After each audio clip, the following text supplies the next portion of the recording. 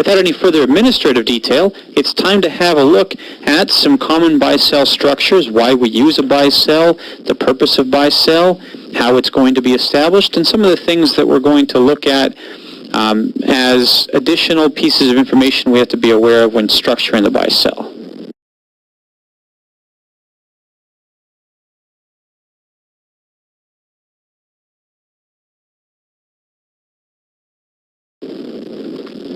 Quick outline here. So we're going to look at why we use buy-sell arrangements, what the real purpose of a buy-sell arrangement is. We're going to look at where the money comes from to make sure that a buy-sell agreement does what it's supposed to do.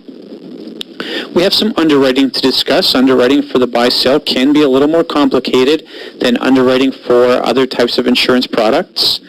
We have a couple of concepts, the lifetime capital gains exemption and the capital dividend account, with which we have to be familiar in order to understand the buy-sell. We have to look at then 3 different types of buy-sells in detail. There we'll look at the cross-purchase agreement, the promissory note, and the share redemption agreement. Those are kind of the 3 basic buy-sell structures. And then we're going to look at some more advanced methods of implementing a buy-sell.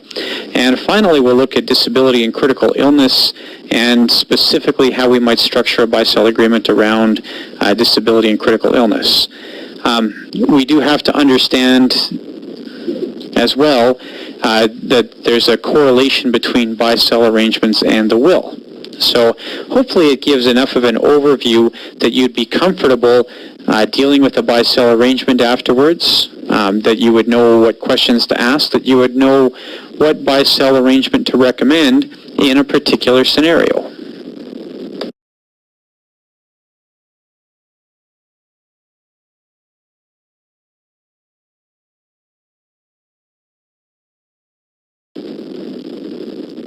So why do we need a buy-sell arrangement? Well, the buy-sell really should be considered as part of any business structure, whether we're looking at a corporation or whether we're looking at a partnership agreement. Joint ventures even might consider buy-sells, but certainly anytime we have some sort of business structure where there is more than one person involved, a buy-sell should be contemplated as part of the agreement that those business owners put in place. With no buy-sell arrangement in place, we are courting disaster. This allows the opportunity for the business to be sold under uncertain circumstances that are often then out of the control of the people who are involved. They might be compelled to do things a certain way, or in the absence of a buy-sell arrangement, they might be forced to do things in a manner that's not comfortable to them. It might cause them personal financial harm. It might cause them stress. It might cost them unnecessary tax dollars. There are a number of considerations to look at as to why we put a buy-sell in place. And I think as we go through the different methods of buy-sell, the advantages really do become clear.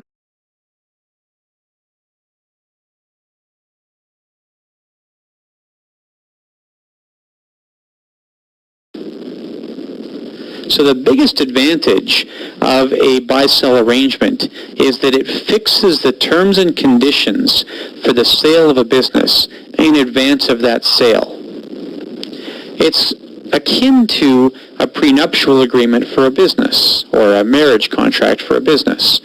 So when everybody is getting along well and everybody is in good spirits and everybody's in good health, we all get together, we sit down, we write out the buy-sell arrangement, and we have then said, if this goes wrong later on, or if this event should happen later on, now this is going to cause the sale of the business or create an opportunity for a sale of the business, and everybody would know what the price will be, or at least what the formula for calculating that price will be. So we establish terms and conditions in advance, rather than having to deal with it at the occurrence of some uncertain event down the road. So it's designed to prevent conflict between the parties, and really that conflict can get spelled out in a court of law, which can be unfortunate, expensive, and time-consuming. It reduces stress for all parties involved, and often the things that trigger a buy-sell arrangement are already stressful events in and of themselves. We don't want to add to that stress with the stress of having to figure out how it is that we're going to sell or buy shares in a business. And the buy-sell is often seen as a fundamental part of business planning, that we should really have a structured buy-sell in place when we're going to a financing partner or a bank in order to acquire some sort of formalized lending. The buy-sell shows that the business owners have thought about succession planning in the big picture. That is a valuable thing for possible investors or lenders.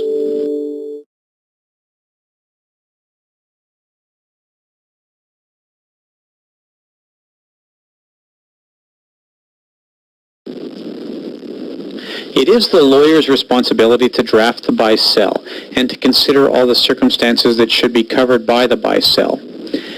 That being said, the life insurance agent should have some familiarity with the different items that will be covered in a typical buy-sell. Obviously, some of these are of particular concern to the agent, while some of these will only be a concern directly for the accountant, lawyer, and the business owner. Obviously, death and disability are two big ones that would be a concern that the life insurance agent would be directly involved in. But as you get more involved in helping to structure buy-sells, you might find yourself helping to figure out what happens to assets in the midst of a divorce, for example, or what's going to happen as far as maybe a structured buyout in retirement for a business owner. So don't just look at death and disability, although those are good starting points, and often the life insurance buy-sell is the introduction to a buy-sell for a life insurance agent. Even that can be true for the lawyer and accountant. But these considerations, these factors are all items that we should look at when we're structuring buy-sells. You don't want to leave any of these off the table.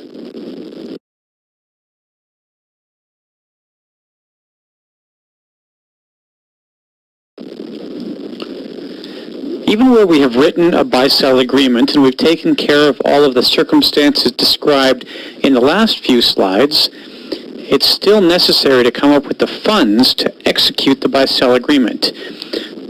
Without those funds available, we still may have the challenge that we cannot carry out the buy-sell as intended. This is not a great time for businesses to go seek financing. If they happen to have tons of cash on hand, they might be able to do this with their own resources. But typically, with an unexpected event, such as the death or disability of a shareholder, the business is going to be in a difficult circumstance.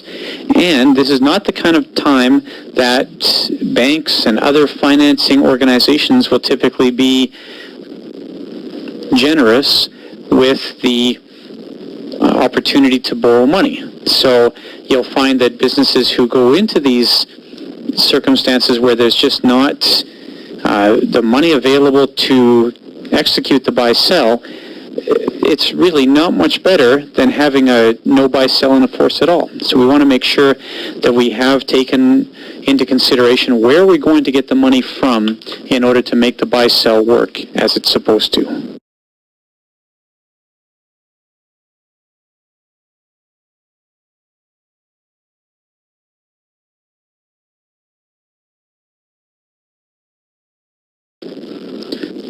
Obviously, insurance is one possible ready source of funds in order to make a buy-sell work. There are other alternatives. A business might have a sinking fund. Sometimes this is informally called a war chest. Basically, a pool of cash that the business sits on in order to handle possible future obligations or sometimes known future obligations. From an accounting perspective, the sinking fund tends to be somewhat inefficient. It's really money that's sitting in a business not doing anything. It's usually invested at fairly low rates of return and taxed fairly heavily. And it's not beneficial.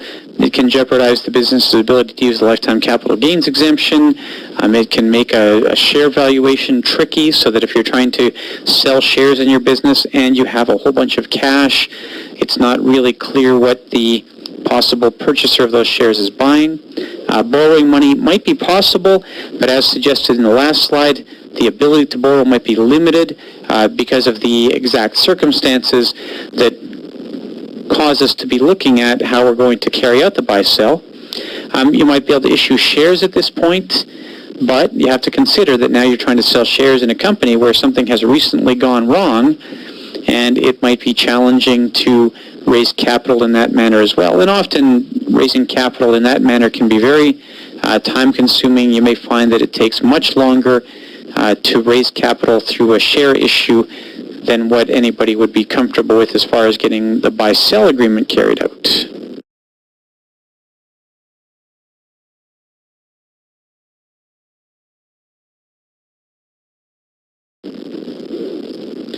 In addition to the usual set of underwriting concerns, where we're underwriting based on health, based on family history, based on the product being purchased, we have some financial concerns that are particular to buy-sell agreements. And in response to those financial concerns, we do have to make sure that we gather enough information that our underwriters are going to be able to make a proper decision. So there are some things that underwriters are going to look for. It's not necessarily that they're going to look for every single thing on this list. Anti-selection is a big concern here. What we don't want to have is a circumstance where somebody essentially purchases a buy-sell policy and already knows that they are going to have a problem. That is, they're using the buy-sell policy in order to create the circumstance under which somebody's going to buy the business from them. So that's a significant anti-selection risk, and for that reason we do want to make sure that we understand the motivation of the parties entering into the buy-sell agreement. History of the business, so we're going to look for typically an established history of 2 years or longer, although it's certainly possible to put a buy-sell agreement in place with less history than that. It may not be easy to do so, and certainly the underwriters will ask you to jump through some extra hoops with less history. Financial statements will be required in most cases. You're going to look for typically some current financial statements. It doesn't have to be anything onerous here. We're not generally looking for audited financial statements. Usually notice to reader or sometimes review engagement would be sufficient, which is well within the scope of most small businesses. The buy-sell agreement itself, some underwriters might want to see the buy-sell agreement, but often that can be tricky. It can take a very long time to draft the buy-sell, so you may find that the underwriter says, yes, we'll put the insurance in place as long as we have some understanding that they do have a lawyer working on drafting the buy-sell for them. But sometimes it takes months or even years to draft a buy-sell agreement. So it may not be practical to wait until the buy-sell agreement is completed in order to put the insurance in place. And of course, we do want to handle that basic risk management tool, that is having the insurance in place to make sure that everybody's going to be taken care of should something go wrong. And we don't want to wait to put that insurance in place. Of course, a nightmare scenario would be a situation in which we say, well, we're going to wait until the buy-sell agreement is written, and it takes, say, 1.5 years to write the buy-sell agreement, and during that time, one of the parties to the buy-sell becomes uninsurable.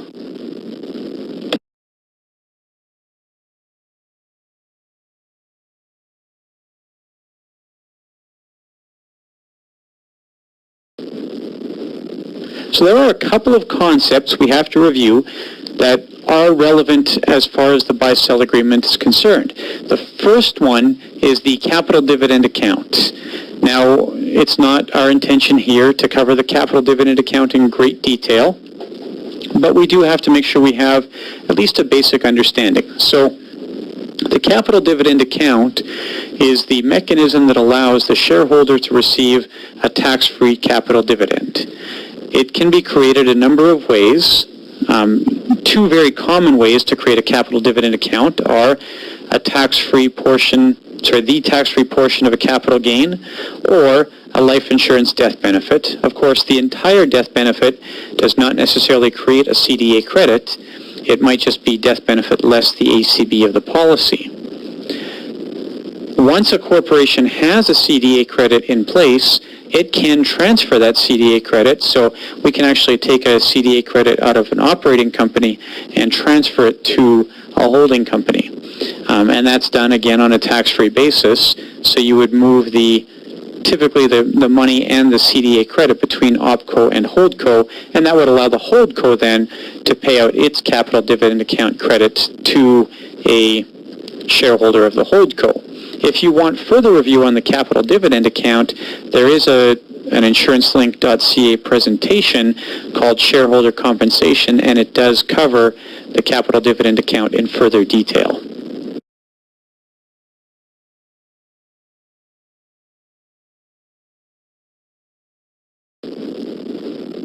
So there are a couple of concepts we have to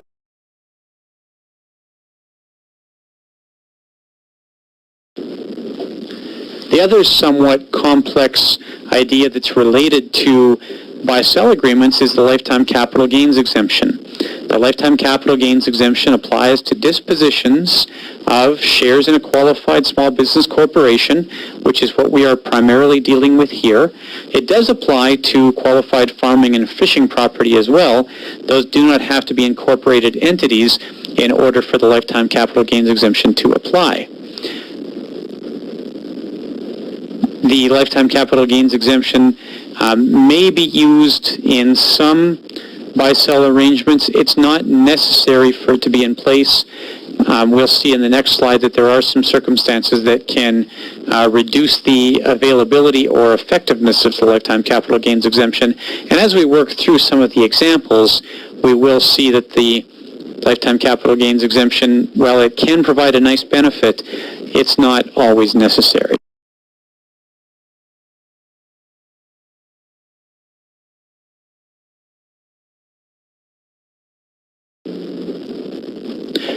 So some of the considerations that are particularly relevant to buy-sell agreements is that when we are selling shares of a qualified small business corporation, in order to use the lifetime capital gains exemption, we must have at least had 50% active assets in the 24 months prior to sale and at least 90% active assets at the time of sale of the business. Businesses that have produced or have generated too much passive assets and haven't paid enough out to their shareholders or haven't reinvested enough into their own operations jeopardize their ability to use lifetime capital gains exemption. It can also be jeopardized if a business owner is not a resident of Canada. So if we have somebody who owns a business that's doing business in Canada, but that person has retired to, let's say, the United States, or it can be jeopardized if we have a business owner who has declared exceptional losses on their own personal tax returns in previous years. It can be jeopardized if the business is doing business outside of Canada. So if the business is doing most of its business in Canada, it'll be okay. But if the business is doing most of its operations outside of Canada, it may not be able to use lifetime capital gains exemption. And it only applies, and this is what's often not well understood about the lifetime capital gains exemption, it only applies when a person, that does not include a legal person, a corporation, but only rather a person, like you or me, sells shares of either a QSBC or the qualified farming and fishing property we talked about on the last slide. It does not apply when a holding company sells shares of an operating company. So when we set up those structures where we have a holding company and an operating company together, sometimes we are bypassing the opportunity to use that lifetime capital gains exemption.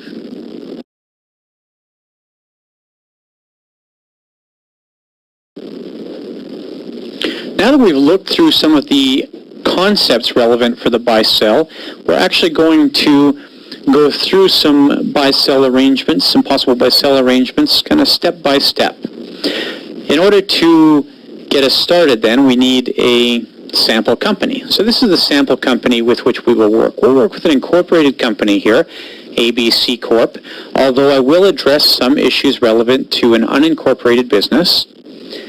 We'll have Steve and Jill as the only two owners of ABC Corp. Steve and Jill deal with each other at arm's length. They are not married to one another. They are not one another's child. They deal with each other truly at arm's length. And each of Steve and Jill have a 0 ACB for their shares. That's pretty normal. Most business owners will have a relatively small ACB or a nominal ACB for the shares that they own in their business.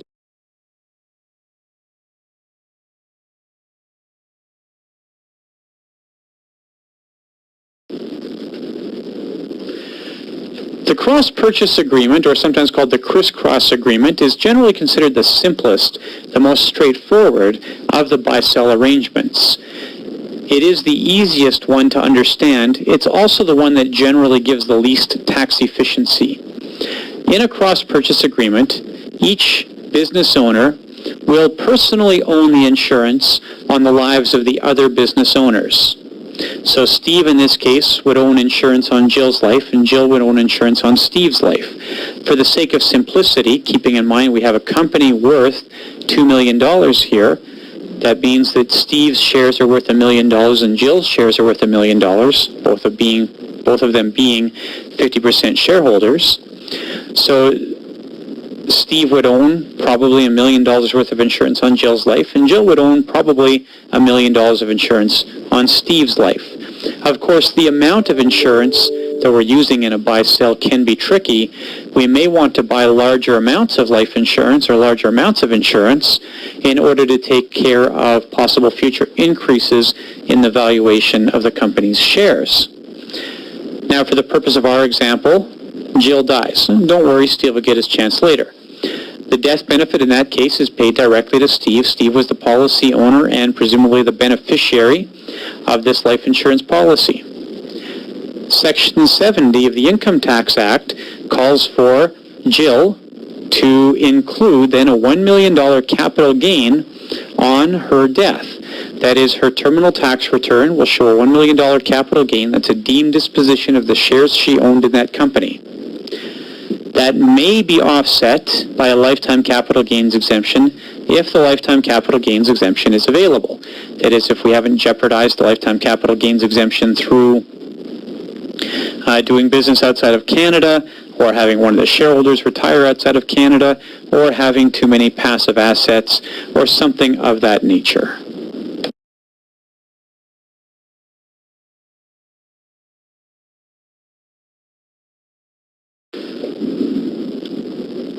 So now that we have the cash in place, that is, we have a death benefit that's been paid to Steve, Jill's shares have been disposed of on her terminal tax return. Because of the deemed disposition on her terminal tax return, all the taxes have been paid.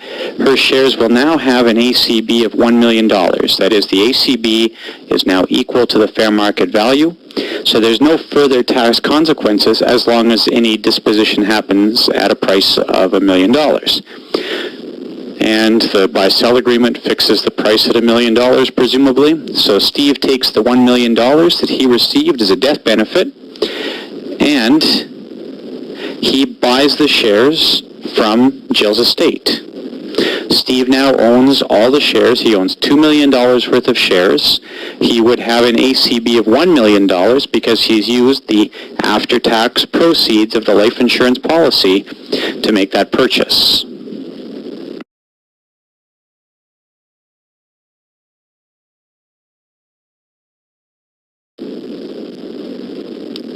So there are some upsides and some downsides to this arrangement. It's very simple. It's easy to follow. There's nothing complicated. It increases the adjusted cost base for the surviving shareholder. In the case we just talked about, Steve ends up buying those shares, and instead of having a zero ACB like he had before the whole thing started, he has $1 million ACB afterwards, which will reduce his future tax liability related to the ownership of the shares in this company. It works well in partnerships and other non-corporate scenarios where we don't have another possible entity that could own the insurance. There are some downsides to this arrangement.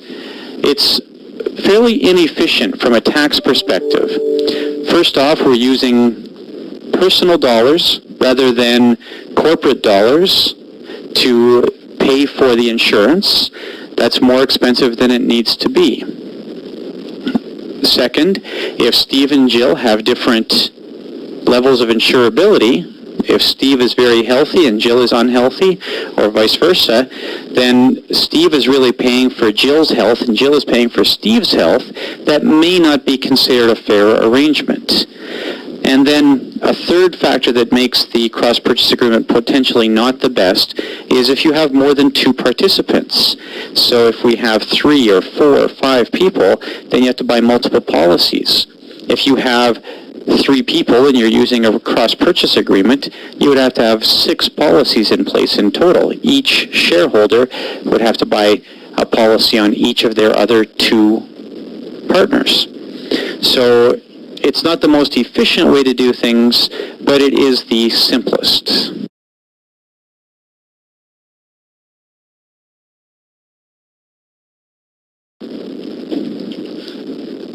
The next arrangement we'll look at is the promissory note arrangement. It's a little bit more complicated, but it is more tax efficient.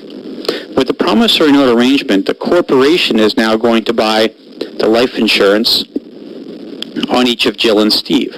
That means we're paying for the life insurance with the corporation's after-tax dollars rather than Jill or Steve's after-tax dollars.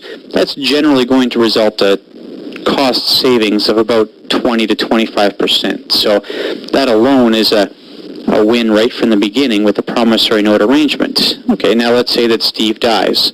The death benefit would be paid to the corporation as the beneficiary of that life insurance policy. And let's assume that it's $1 million of term insurance. This will create a $1 million credit to the capital dividend account for this corporation. Of course, we saw a few slides ago that the capital dividend account allows the corporation to pay a tax-free amount out to its shareholders. So now Steve's shares are deemed disposed because of his death, just like we saw with the Jill example when we looked at the cross-purchase agreement a few slides ago. Section 70 of the Income Tax Act calls for a deemed disposition of capital property on death.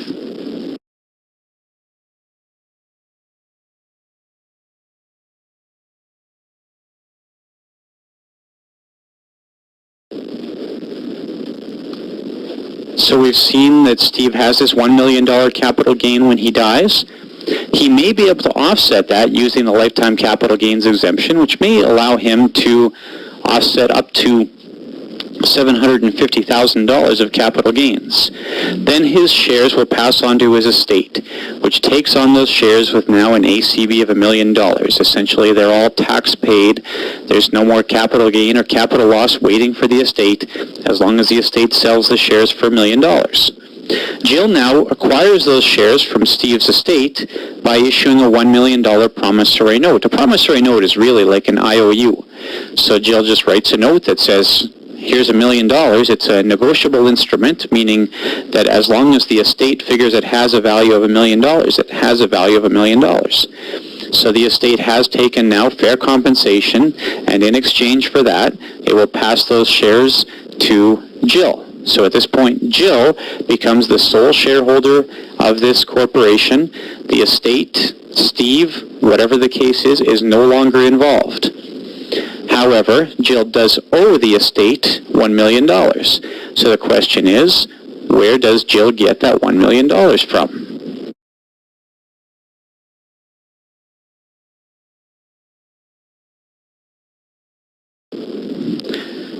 Now Jill, as the sole shareholder, owns all the shares, and she just has to take care of that promissory note. So how's she going to do it?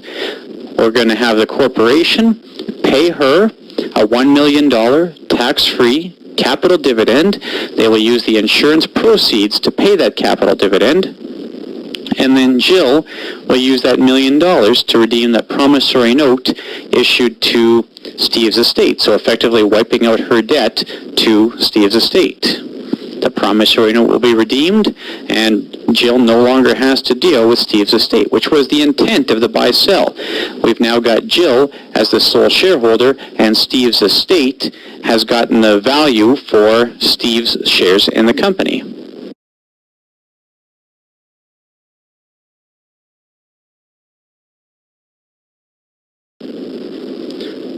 At this point, Jill owns all the shares of the company.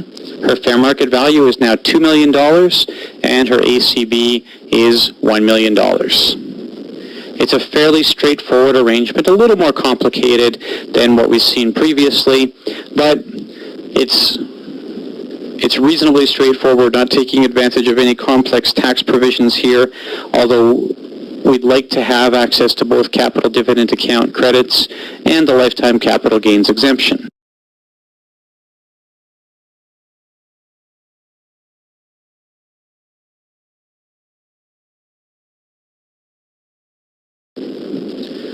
What do we like about the promissory note arrangement? Well, it's much more tax efficient than the cross-purchase agreement because now the corporation is buying the insurance. It's much cheaper for the corporation to buy the insurance than it is for an individual to buy the insurance. It allows for use of the lifetime capital gains exemption and the capital dividend account, two measures of the Income Tax Act that allow a taxpayer to generate some tax efficiency that they would not otherwise have. It will increase the ACB for the surviving shareholder, meaning that the surviving shareholder is not going to have a large tax liability waiting for them down the road. And it works very well with multiple shareholders. If we have 3 or 4 or 5 or more shareholders, now the corporation is really taking care of the middleman role here, and we don't have the requirement for, let's say in a 3-person arrangement like we talked about in the cross-purchase, we don't have the requirement for 6 insurance policies to be enforced now. We only need 3 insurance policies. On the downside, it is a somewhat complex arrangement. Not everybody understands that flow from the promissory note to the redemption of the promissory note. The capital dividend account and lifetime capital gains exemption tend not to be part of most people's everyday vernacular. And if the corporation does have debts when the shareholder dies, we have to be careful here that the proceeds of that insurance policy could be attached by creditors. There are some ways around that, such as using a holding company to help create the proper structure for this, but in a basic arrangement, you do run this risk. And then we do have to have the lifetime capital gains exemption and the capital dividend account available for that maximum tax efficiency. Without having both of those arrangements available, it's probably not appropriate to use the promissory note arrangement.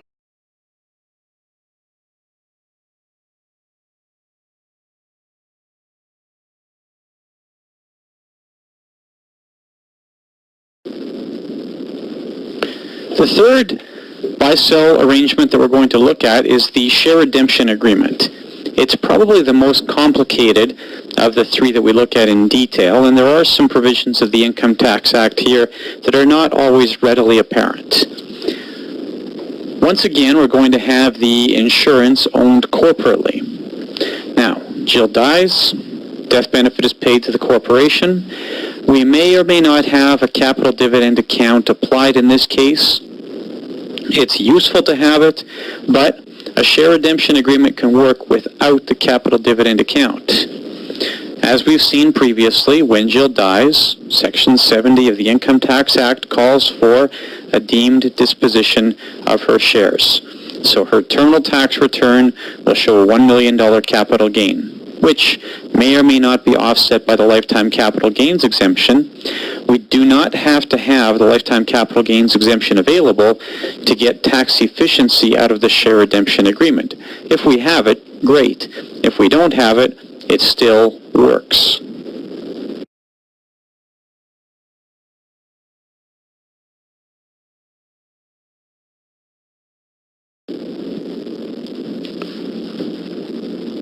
So now Jill's estate owns these shares. They have an ACB of $1 million and a fair market value of $1 million because they were deemed disposed on Jill's terminal tax return at her death. At this point, the corporation redeems the shares. The shares cease to exist. They're no longer there from Jill's estate. Now they have to pay them something for that, so they pay a $1 million dividend. They might use a taxable dividend, in which case the estate's going to have the tax consequences associated with that $1 million dividend, or they may have a capital dividend. In either case, the estate will be considered to have earned 0 proceeds of disposition because the dividend creates a circumstance under which we have proceeds of disposition is based on the amount of cash paid less any declared dividend. So we're paying $1 million, but we have a dividend of $1 million, so proceeds will be deemed to be zero.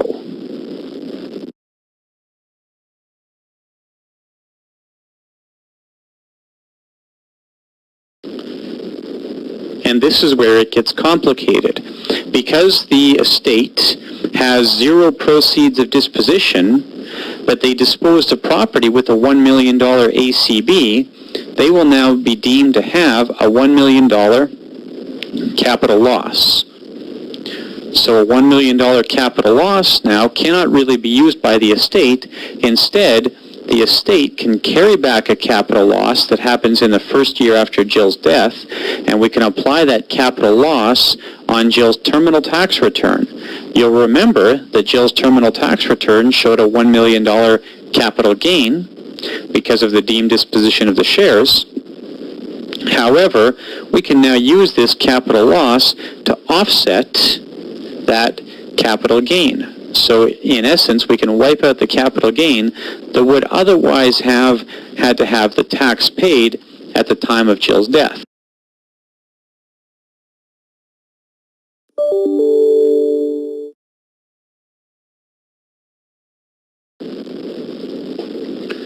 Now, if we did have a taxable dividend paid to Jill's estate, then the estate is going to have to pay tax on a $1 million dividend. Alternately, the corporation could have paid, as I had suggested at the beginning of the share redemption agreement, the corporation could have paid a tax-free capital dividend. But you can't have a tax-free capital dividend and a carryback of that full capital loss.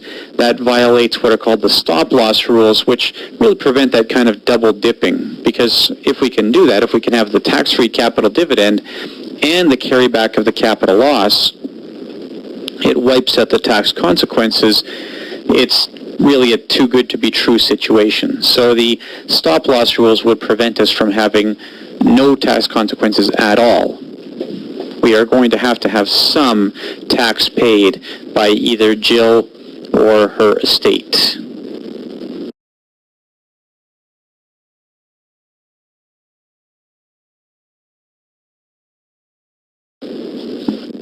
The stop-loss rules actually say that you can't carry back the capital loss if more than half of the purchase price is paid by a capital dividend. So there is a fairly tax-efficient way to manage this, and what you can do is pay up to half of the purchase price as a tax-free capital dividend, the other half as a taxable dividend, and that still allows the full capital loss to carry back to Jill's terminal tax return from the estate.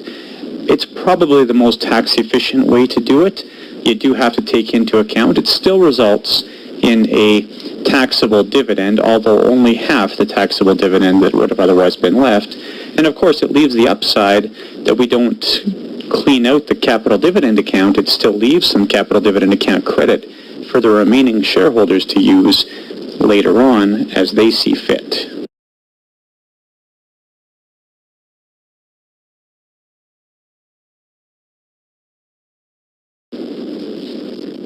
In the end, Jill and her estate no longer own any shares. Those shares have been redeemed. Steve is now the 100% owner of the shares of the company by virtue of the fact that he is the only owner. His shares have essentially doubled in value. He represented 50% of the ownership previously. The other 50% owner is gone. Now he owns 100% of the shares in existence of this $2 million company. He hasn't done anything to change his adjusted cost base for those shares. His ACB in this instance is still zero. It does lead to a form of double taxation. We'll talk about that momentarily.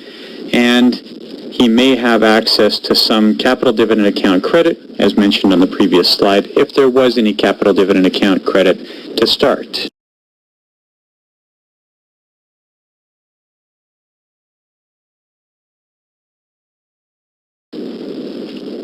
The upsides of the share redemption agreement it works well when there's no capital dividend account available. That's going to be the case if we have a critical illness or disability insurance buyout. Of course, you can go back and check some of the situations that we talked about earlier to review that. It does not require the lifetime capital gains exemption in order to be effective. And for that reason, it works well with very large buy-sells where the value would be well in excess of $1 million, because it still creates some tax efficiency, and it creates that tax efficiency if we're doing a $5 million arrangement or a $10 million arrangement or a $25 million arrangement. And you can see that as those values get larger, the appeal of the lifetime capital gains exemption becomes less and less. And it may leave some capital dividend account, if there ever was one, for the surviving shareholders. The downsides, it's a fairly complex arrangement. It's sometimes hard to understand and therefore hard to explain. The thankful thing there is that it is common enough that your average lawyer who does buy-sell arrangements, your average estate planning lawyer, will understand how this works. And there's no increase to the survivor's ACB, so this can be a problem because effectively we're creating a form of double taxation here. In the case we just talked about, Jill would have had tax consequences to deal with on her shares, and then we redeem those shares. Steve got no increase to his ACB. He is in fact going to end up having tax consequences related to the same increase in value on which Jill will have already paid tax.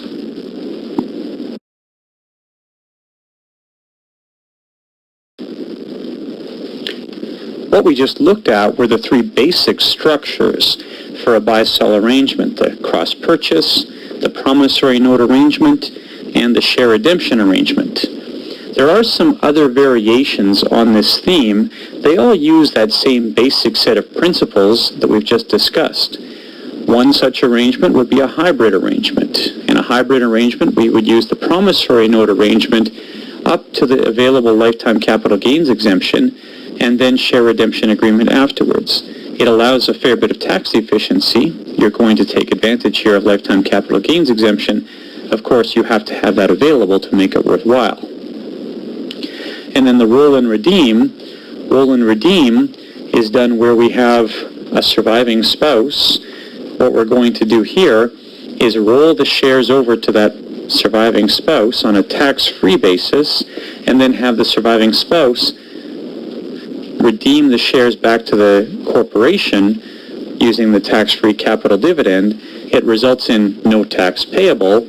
Of course, it relies on there being a surviving spouse who can participate in this arrangement. They can be dealing with the other shareholder and with the company at arm's length up until the time of death. That's fine.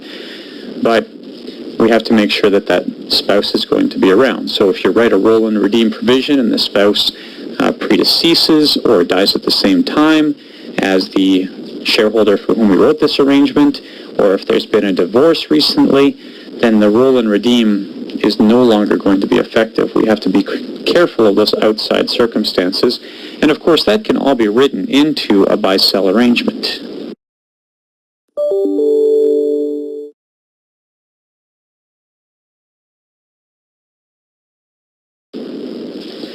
Another alternative, which may be very natural in some setups where we already have holding companies in place, is to have all the purchase transactions run through the holding companies.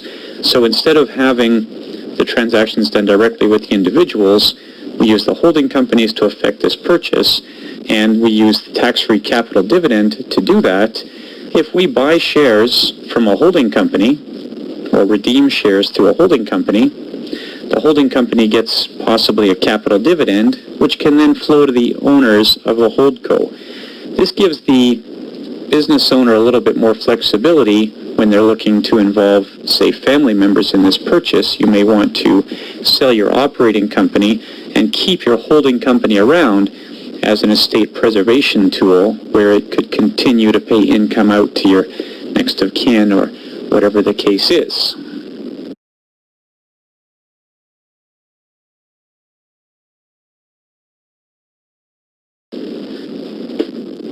If you're looking to double up on the lifetime capital gains exemption, The initial instinct here might be that I could die, have a deemed disposition in my estate, have my shares roll over to my spouse, have her sell the shares, and again use the lifetime capital gains exemption.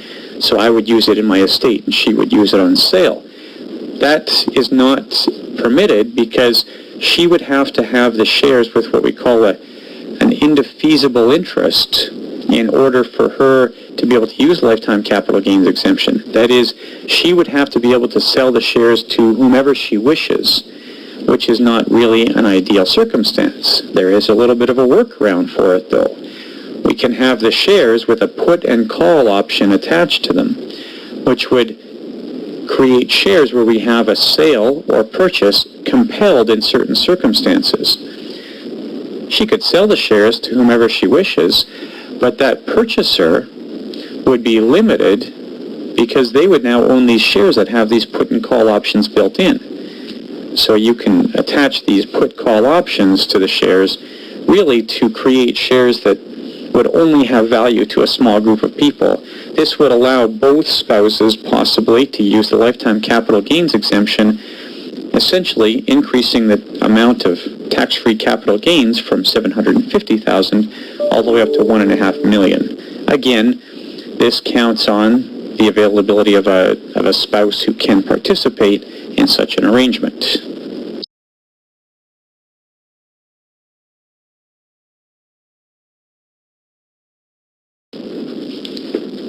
Trusts are increasingly being used as parts of these arrangements.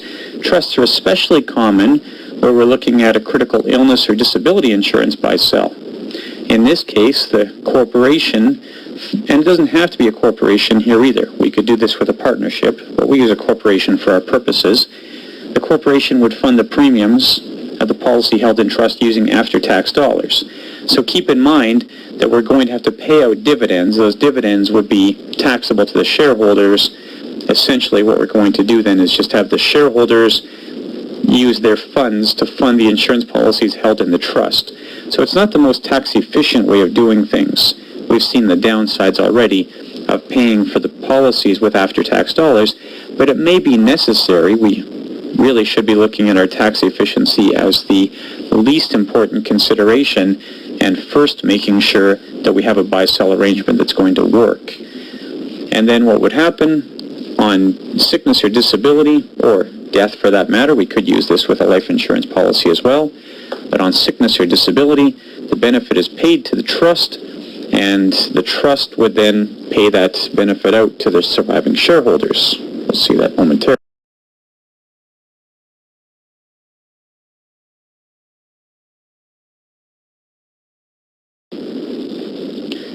The trust then pays that tax-free benefit to the remaining shareholders. The remaining shareholders use that benefit to buy the shares of the sick or deceased person. It's very similar to a cross-purchase agreement, but if you have 3 or more partners, you don't need to have extra policies in place. We can get by with now just the number of policies equal to the number of shareholders or participants or partners or whatever we have in the business.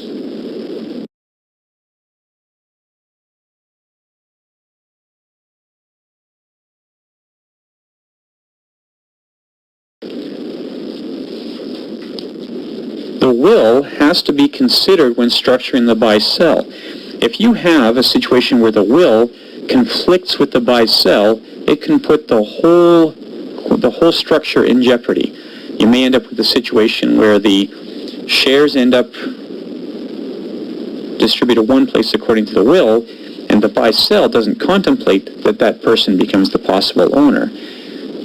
So, for example, if we've written a share redemption agreement counting on using the estate to redeem the shares, but the surviving spouse ends up owning the shares at the end of the disposition of the estate's assets, then the buy-sell agreement may not be effective.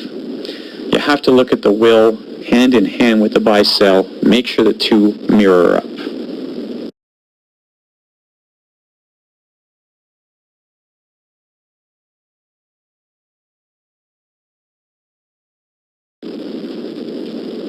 The vast majority of businesses have never considered what happens if a shareholder dies or becomes disabled.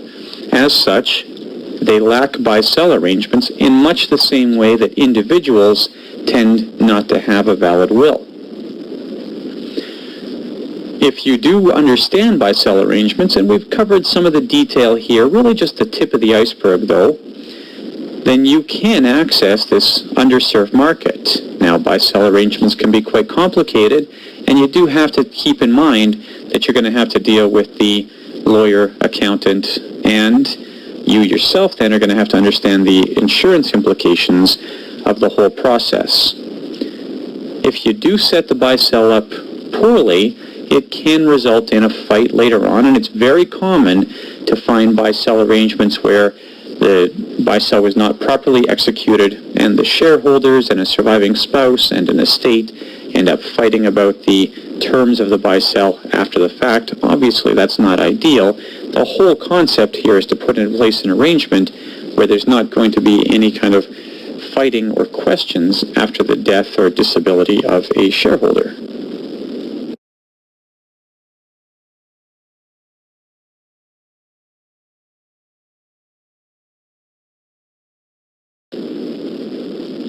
If you're looking to delve further into this topic, a couple of excellent texts that cover many of the finer points of estate planning are The Canadian Taxation of Life Insurance by Florence Marino and Gail Grobe, and Estate Planning Using Life Insurance by Glenn Stevens.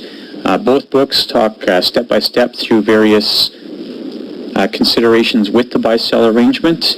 Lots of different stuff written out there about buy-sell arrangements. You'll probably even find some good stuff from your own tax and estate planning department.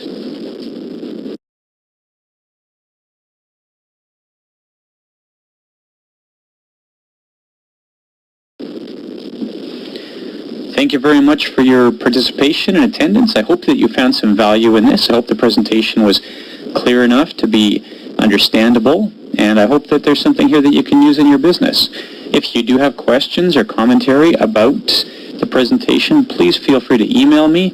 You see my email address right here, jason.watt@businesscareercollege.com, or you can find me on LinkedIn at jasonwattclu. Very easy to track me down, and I'm always happy to answer your emails. Thank you.